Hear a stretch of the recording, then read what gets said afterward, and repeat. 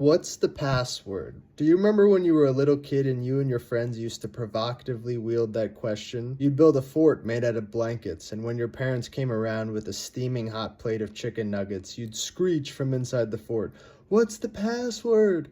And of course, your parents would try their best to play along, throwing out a few guesses, but in the end, they were never able to guess the password because a child's imagination is vast and strange beyond adult comprehension. So after maybe 15 failed guesses, the parent would eventually surrender and just slide the plate of chicken nuggets under the blanket fort, collapsing the realism of the play scenario, but saving themselves time and a headache. Well, funnily enough, adults do that same sort of thing in the real world, except they don't ask, "What's the password?" anymore. In adulthood, the password becomes a complex, multi-layered amalgamation of language, fashion, and culture. A finance bro can tell if you're a genuine finance bro just by your clothing and the type of language you use. He doesn't have to actually ask you, "What's the password?" He just watches to see if you've internalized it and to what degree. Every industry and adult subculture has this, their own passwords. It's important to note, though, that not every industry has bullshit passwords. Some have and actually need strong ones. For instance, I'm glad that heart surgeons have specialized language, culture, and credentials. I don't want some random charismatic dude performing my heart surgery just because he schmoozed his way into the operating room. As you get older, you start to sniff out where passwords exist for good reason and where they exist just to keep people out of a blanket fort.